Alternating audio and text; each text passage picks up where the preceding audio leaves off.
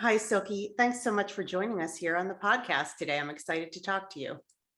Thank you so much for having me, Kerry. Great. Let's get into your story. So, I cannot wait to share with our listeners the story of how you began your work with hypnotherapy. I used to work in the corporate world, and then I wanted to do something more meaningful. I kind of always had thought about psychology, but I'd kind of been myself to a couple of psychology sessions and found that like half helpful. Because I always knew that talking about the problem and thinking about the problem quite often really didn't make the difference. And I always heard people say, yeah, I know what I should be doing, but I just can't for blah, blah, blah, blah, blah reasons. Mm-hmm. Then I happened to meet somebody who was a hypnotherapist and NLP practitioner, neuro-linguistic programming. And we started chatting. And yeah, I think it was the most fascinating hour or cup of tea of my life that I ever had. And then I did have a thing at that time that I wanted to sort out. And then and there, I booked myself in for a couple of sessions with her. So I got the instant confirmation that this stuff worked, and then I pretty much signed up for a course and started training in hypnotherapy and neuro-linguistic programming. That's how I got started in it. I've heard that from at least one other hypnotherapist that I have known personally. They had such a wonderful experience and it was so transformative that they then actually changed their entire career so that they could study it and get into that themselves. Yeah. So it Yeah, must be no, pretty impactful. yes, yeah. It was, and then I think my work with bereavement started then. So I mean, this was, oh God, this is going back like 14 years or 13 years, and I was running a general hypnotherapy clinic at the time, and a lady came to see me because she wanted help with stop drinking so much. Mhm. And she said she was pretty much drinking 2 bottles of wine every night. And I asked her, since when has this been a problem? And she could tell me the exact date. Mm. And I just said, what happened? And she told me that her husband had passed away that day. And it was meanwhile about 2.5 years later. And by all external factors, she was holding it together, she was doing her career, she was doing everything. But of course, when she came home at night, she just got used into this thing about numbing and taking the pain away. And she said at first it was just a couple of glasses, then it was a bottle, then it was a bottle and a bit, and now it was 2 bottles every night.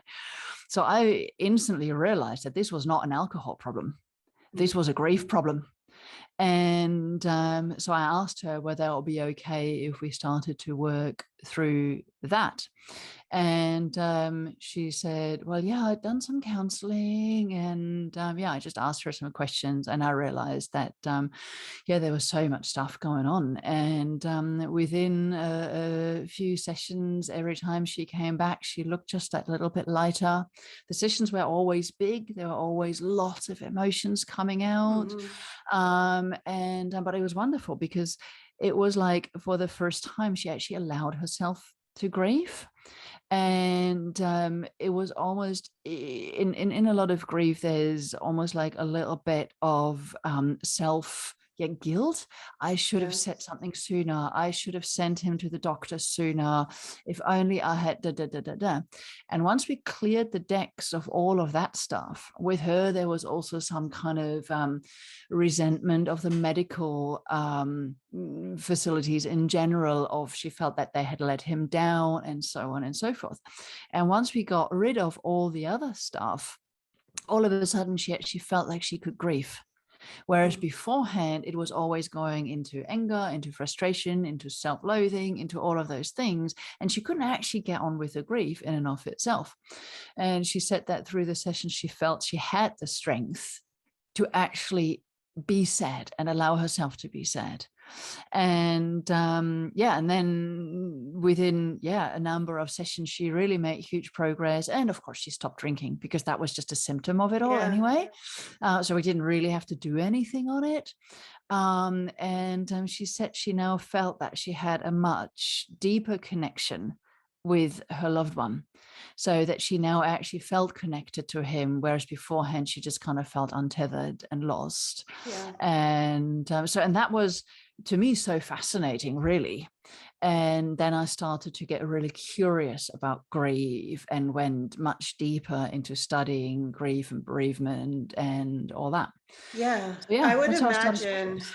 that alcohol is probably, and probably very typically wine drinking is one way that this manifests, but I would imagine that you've heard other ways that women in particular keep busy to numb things out, whether it's shopping or, and I'm just guessing, but just Yes, a lot of other absolutely. things.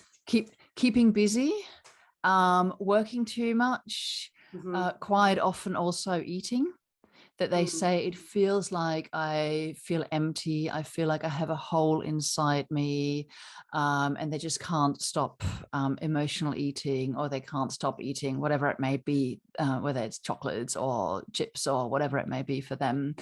Yeah, absolutely. Shopping, grief shopping can be one of those things as well, but also being super busy. And that could Mhm. be taking on lots of new volunteer roles or whatever, just anything so I don't have to be with these horrible feelings. Yeah. I hear quite often that people say to me that they're actually really scared of allowing the grief in, that they say it feels like I'm going to fall off an abyss and I don't think I can ever get out of there again, or I fall in a hole and I just can't see a way out. So I'd rather not even go there and stay away from that. Yeah. So it's almost like my role quite often is to give the women that I work with, both online and in person, the resources, whether it'll be whatever that may be, strength or the confidence or the trust in themselves, so that they can allow themselves to go there and know that they're going to survive, that know they're going to come out of that again. Yeah, I think this is interesting to me because you just described this abyss falling into this hole, and I just kind of flashed back to a time when my parents were divorced, and my mom and my dad had been together for 37 years, but since they were in high school, ninth Mhm. grade, and my father left, and my mother really just fell apart to a Yeah, point where I would describe this as grief, right? yeah, To where she almost everything shut down. And I remember her saying to me, it was like I was sitting, and she was describing deep depression. I remember I was sitting in the bottom, like feeling like I was sitting in the bottom of a big well and there was just nowhere to go. yeah, Yeah, yeah, kind of similar. yeah, absolutely. Because that So, is grief as well. yeah, Yeah. yeah. So, Silke, the best teachers and healers, I think, have had their own crosses to bear, Mm. so to speak. And I don't think you're an exception to this. So, could you maybe talk about how your own grief led you to a deeper place of empathy for those you work with? Yeah, absolutely. So, 4 years ago now, my sister died of cancer. And my sister was an incredibly happy, life affirming, positive human being. And so we've been very, very close. She's my only sibling. And so through that process, it took, of course, a number of years.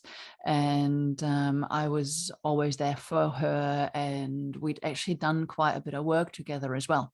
So whenever she felt like I can't do this anymore, I'm done, da, da, da, she always reached out and said, "Can you help me? I need more motivation. I need to keep going," and so on and so forth. And I think all that work together brought us even closer together, if that is even possible. And even though it was kind of, in the end, it was inevitable, we all knew, but we all didn't know. Mhm. We refused to allow that to come in. We always thought that she would somehow miraculously make it. The thought of her not making it Wasn't it a was possibility, right? just wasn't a possibility.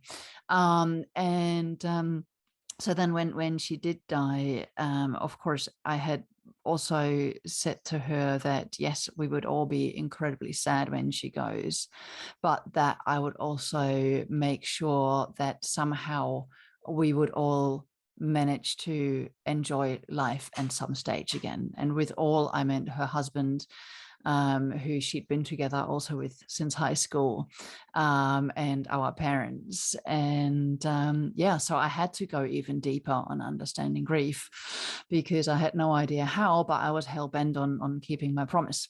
And so yeah, we worked through a lot of stuff there. That had really, because it was the first time, I mean, yes, grandparents, I lost them, but my sister was just so close. And then last year, I had a beautiful old therapy dog. When I see in-person clients in my clinic, she always came to work with me, and she was amazing. She would just be lying in a corner sleeping, and all of a sudden she'd get up and she'd just very calmly and gently walk over to my clients and sit right there in front of them with her head just nudging their knee. And whenever she got up, I knew that shortly after some big emotions would be coming out. She knew even before my clients knew themselves. Yeah. She was there ready for them, and they would just reach down and pet her and sob. And she was just incredible. Angel but dog. unfortunately, she was just I never trained her. She just knew. So unfortunately, she just got so old that I had to say goodbye to her and let her go. And 10 days later, I got a phone call at 4:00 in the morning from my mum saying that my dad had died. Sorry. Yeah, a lot. So yeah, and I had spoken to him 24 hours previously on the phone, and he was happy, and we were joking and laughing. And that was, of course, in the middle of the pandemic in Australia. I'm from Australia. I was in complete lockdown here. My parents live in Germany, and we hadn't seen each other for 2 years because Australia's borders had been closed. Nobody was allowed in, nobody was allowed out. So then I had to apply very quickly for a special travel exemption, which luckily I was granted, and got on the flight that nobody wanted to be on a few days later, to be with my mom. Following that, though, you came back to quarantine, and that was another transformative experience, right? Because you were literally locked in a room with your grief. Yes. But something came out of that. You developed absolutely. Program. Yeah, absolutely. So it's like a hotel quarantine was such a bizarre experience, because you literally, they lock the room behind you, and then 3 times a day they put food out in front of the door, and you can bring the food in, and that's that. And 2 weeks later you are released. So I was there in my room, and I decided I needed to do something, because I've been working with the bereaved for such a long time. And through, of course, my own losses, it had given me such a much deeper understanding. Plus also, I had taught a good friend of mine, who also is a hypnotherapist, how to run those processes on me, because I needed help. You know, that thing with the oxygen mask, you can only help other people when you put the oxygen mask on first. So I had taught her. And then while I was in hotel quarantine, I actually distilled everything down that I do, and done the Grieve to Love blueprint, which now I offer as courses, both for clients, but meanwhile, I also teach it to other therapists. It's wonderful, because it really, I think what Grieve to Love does so beautifully is because nobody really wants to stop grieving. People, because grieving equals honoring their loved one and is respect for their loved one. But at the same time, people don't want to get stuck in those incredible, painful, most horrible bits of grief, where they're literally on the floor in the fetal position, and just can't get up. And that happened to me when my sister died. And all of a sudden I was in that position, but at the same time, I had this light bulb moment come on where I was like, oh, this is what my clients talk about when they Yeah. describe this pain. This is what I knew it was horrible. I didn't know it was that horrible. You know, Mhm. it just kind of took that, how they say you don't understand grief until it hits you. And that is so true. So I developed the Grieve to Love Blueprint, which I now facilitate in groups online and in person. And I also teach it to other therapists, because through this work, also I did a talk at the AHA World Conference to an international audience. And I realized there how helpless a lot of therapists actually feel with grief. They're Mhm. almost a little bit scared of the big emotions that come out. And it just gives them a wonderful guideline how to really work through all of this stuff and help the client to be able to actually grieve resourcefully Yeah. without the other stuff involved. And also to give people, therapists, also the skills to recognize that somebody may have lost their mum 15 years ago, Mm. but the issue that they're presenting with is actually a direct link to that. Right. So that they stop solving problems that actually isn't the problem, and have the tools to recognize, oh, that actually is that problem. So Right. yeah. And you have something, we'll get to your website at the end when I tell people where to find you, or you tell people where to find you, but you have something that you can share on the information on the Grief to Love Absolutely. Blueprint there. So So, I've got both a pathway for people, bereaved people, which is almost like a roadmap, so people can assess within 3 minutes or less where they are on mhm, the grieving journey, because there's a hell of a lot more going on than the famous but unfortunately very unhelpful 5 stages of grief. yeah, And the same also for therapists, what steps they need to follow to help their clients in the most profound way, really. okay. Um, So Silke, can I jump back to hypnotherapy just for a moment? Because I think, that's going to be jumping out at people who are listening here. And there can be different like misconceptions. People kind of straddle fascination, skepticism, and even hope when it comes to hypnotherapy, just not understanding it. So can you tell us what it is and what it is not?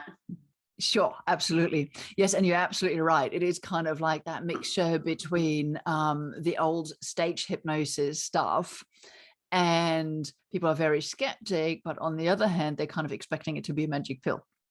Mhm. So hypnosis is actually a completely naturally occurring state of the brain. The brain goes into a hypnotic trance many, many times during the day. It's very much like when you're driving a car and after 10 minutes you go, how How did did I I get get here? there? Right? You Mhm. can't remember stopping at the It's lights, scary, isn't it? Yeah. right?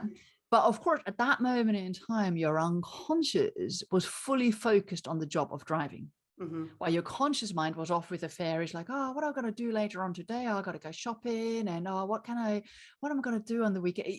Yeah, it's just sorting out stuff. But your subconscious was fully focused on the job of driving. At that moment in time, it was a hypnotic trance. Mhm. So we all go into a hypnotic trance. You all also see it in small children all the time when they got that glazed over look on their Yeah, face yeah. and they're just like staring into space. Then they're just in a hypnotic trance. So hypnosis is very much a state in which learning is easier. And so it's, if you were to learn a new language, would you Mhm. rather do that as a 3-year-old or the age that you are today? Well, Right. personally, give me the 3-year-old any day. Me too. I'm a language teacher, so I would definitely answer that way. Yeah, because we just learn subconsciously at that moment in time. We just absorb it. So I always liken this subconscious process as a little bit to when somebody gives you well-meaning advice. And on the outside, you're smiling and you're saying, oh, yeah, that sounds like a lovely idea. Yeah, I'll try that. And on the inside, you've got this voice going, no way, hell no, we're not doing Yeah. that. No. Welcome to your subconscious processes. So to me, I just interpret that then as a subconscious objection. There's a reason why the subconscious goes, no, we're not doing that. And Mhm. I'm very interested, instead of what most people try to do is they try to argue with their subconscious and go, yeah, but, and the subconscious is digging its heels in and going, no way. And instead of arguing, I'm far more interested in leaning into it and kind of going, okay, I get that you don't want it. What's the reason behind that? What are you actually trying to achieve? Because Mhm. the subconscious is always trying to achieve a positive intention for you. Whether it is working or not is a completely different story. And to differentiate clinical hypnotherapy, where we really work with the subconscious processes, because also, put it that way, there's nothing spooky about hypnosis, because your subconscious biggest job is to protect you and to keep you safe. So it will never allow you to do anything that will go against that. So recently I was working with a lady who's a police officer, Mm. and she was a bit worried. She was a bit skeptic about this whole hypnosis gig. And I said to her, look, if we could actually make people do stuff that they don't want it to do, that'd be fantastic, because the world will be a better place. Right. And we wouldn't need any correctional facilities anymore, because we just go in, tell everybody that they're from now on wonderful law-abiding citizens and do good for the community, and we could be done with all prisons. And she Mhm. was like, yeah, okay, good, I get it. And of course, stage hypnosis is wonderful, but there is a real trick behind it that makes it work.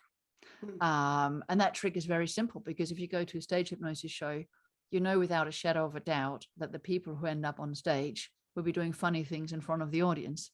That's the nature of the show. So of course, then the stage hypnotist asks, who wants to be the star of my show tonight?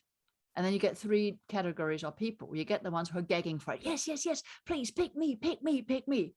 And then you get the ones that are like, yeah, I suppose. And they half stick their hand up. And then you got the people who are sitting on their hands and staring at the floor. Now, of course, the stage hypnotist would never take any of the last two. Mhm. He will only take the ones who are falling off their chairs. Please, please, please pick me, because they have given him consent. Now, of course, the stage hypnotist makes it appear as if he had control over the subjects, but he doesn't, because they've given him full consent. They know Mhm. what they're going to be doing. They might not know the intricacies of in each individual gig that he's going to get them to do, but they kind of know what they're in for. So he's Right. only going to pick them. And then, of course, while he's deciding which ones of the ones who are gagging for it to pick, he's also looking who's loving it, who's loving being the center of attention, who's having a great time, because he knows he's going to get a good show out of them. So Yeah. that's the magic trick that makes it work. And Okay. with clinical hypnotherapy, you're always fully aware of what's going on. You hear everything. You might even be sat there thinking, is this working? Mhm. Am I doing this right? And then your mind wanders and goes, oh, I got to remember to buy cucumbers on the way home. Yeah. What did she just say? Yeah. And that is all perfectly normal, because hypnosis is a very floaty state. You go a bit deeper, you come up a bit, you go deeper, but the subconscious is fully focused on the job, like you are when you're driving and you get distracted, but your subconscious is traffic, is stopping at the lights, is Okay. changing lanes, is indicating, is doing all the right things. Very interesting. I like the way you explain that. I've heard a lot Thank of you. different explanations. That was a good one. Oh, good. Well, hopefully, as we get closer to the end and people are able to go to your website, they can, even read more about you and even find out if that's something they want to explore further. Yeah, absolutely. Yeah. Thank you. It did remind me that when you were describing that stair state, even with a 3-year-old, I've done this since I was a child, but I tend to every night at the dinner table. I have 3 sons. One's living in Poland now, but when he was home over quarantine, all 3 boys were home, and my husband, and we would sit at the table every night. and I have a big window that looks out onto the field and the birds and everything. And I always go off into this stare that I must look like some kind of like witch woman. I think one of my eyes even moves or something, but I always just kind of go off, and it's like this really comfortable, just relaxed state. And I Yes. know that I'm doing it. The boys call it the stare. And I know I'm doing it. And then I can always see them. They always turn, they look over their shoulder to see what I'm looking at. And then it becomes a big joke. So, and I'm always mad at them for snapping me out of it. I don't know why it happens at the dinner table, but I can exactly relate to what you're talking about. It's beautiful. It's beautiful. Yeah, you just put yourself into a hypnotic trance. It probably is just like coming down, getting centered, Oh, it's getting in the wonderful. It's just moment. really horrible Yeah. timing. Yeah. Yeah. So can I ask you now, I think I typically ask what has been your greatest challenge leading up to your journey, but I think you've described some major challenges you've had along the way. But what has been your greatest joy so far? In this work, I think my greatest joy always is the relief. Seeing the relief in my clients, that they literally say things like, I feel lighter. Mm-hmm. I feel a weight has just been lifted.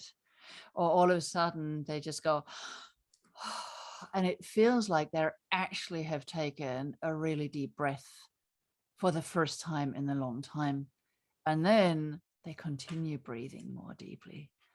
And to see these shifts, or to see in a session, I was working with a lady, her adult son had died suddenly, completely unexpectedly.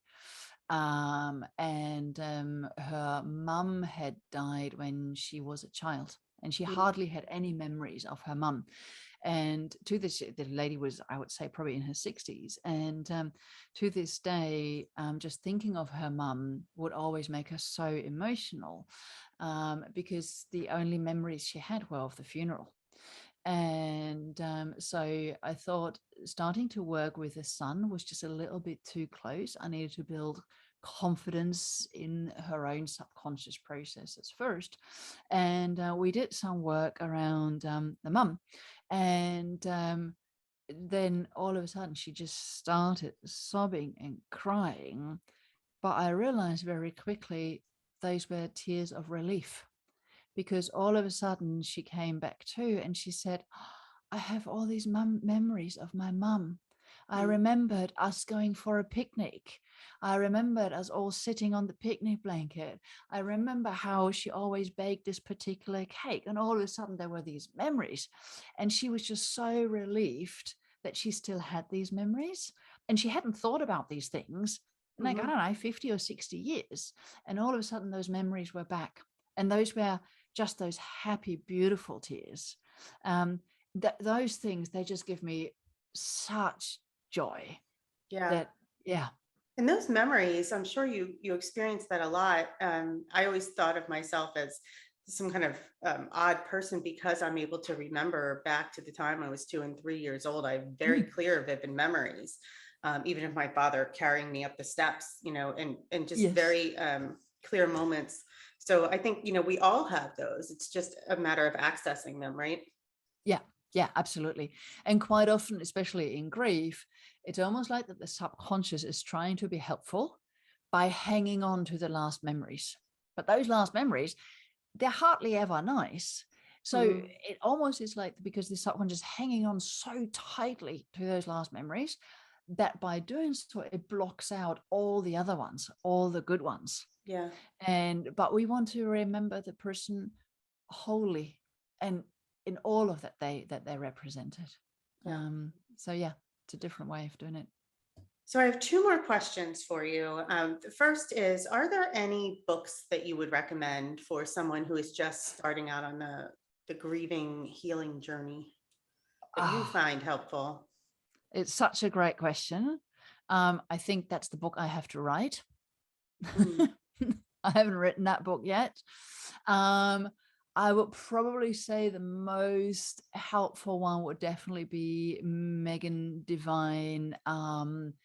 It's okay that you're not okay.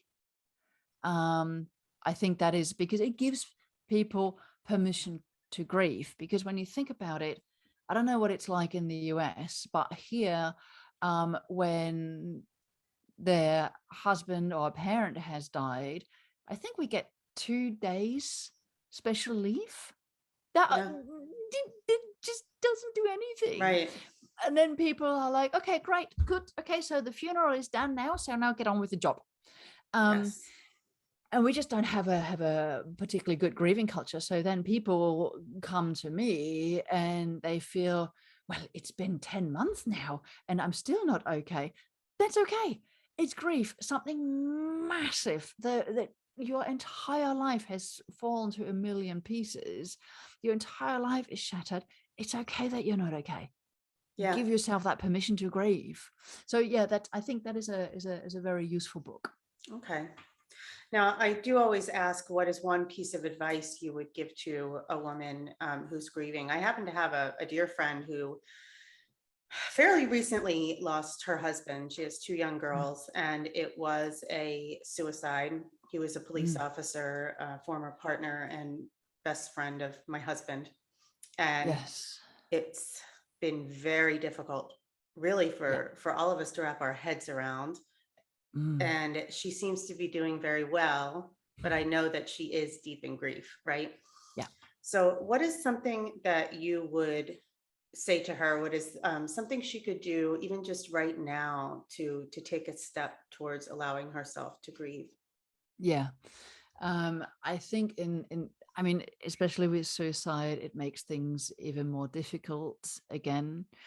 Um, but I think the most important thing really is to acknowledge that this is massive, Mhm, and to understand that in grief there is so much overwhelm. It can really flare up anxiety, it can do all sorts of things, and that is all actually really normal.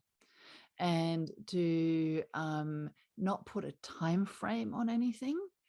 And what I always say to people is keep the rest simple, keep things simple. Don't overcomplicate it. Don't think you need to make elaborate meals or whatever. You're running on empty, and it's okay. Keep mhm, keep things simple and lean into it. mhm. Lean into it. Allow yourself to be sad, and also allow the children to see you sad. That's Um, important. Okay. yeah, because they also you're modeling it out to them. They Mhm, need to learn that also it is okay, and that you can be incredibly sad and you can cry, and then half an hour later you're capable of picking yourself up and making dinner for the kids, mhm. and that's okay. So that we hold the duality. Really, I think that's what it's about, is like it is okay to live life and it is okay to grieve, and we can do both simultaneously. We Mhm. can get on with life and we can fall to a million pieces and then we get on with life again, and both of that is possible. And Great advice. to talk about him, and to Oh allow the yeah. kids to talk about him and to share stories and all that, or to say something when they're having dinner, oh, dad would have loved this, so that he becomes part of it. Yeah. They do that. So that's a good thing. That, that's beautiful. Okay, so Silke, if someone would like to connect with you to read more about your Grief to Love program or simply get in touch with you, where would they find you online? So they find me at grievetolove.com. Just very simple, grievetolove.com. And the reason why I named it Grieve to Love is because a life ends, but love doesn't. Hmm. And to me, that really is the essence of my program, is that we can still have a loving relationship with the person who's not here in their physical form. And there's nothing spooky or woo woo about it, but there are so many things that I do where I just think of my sister.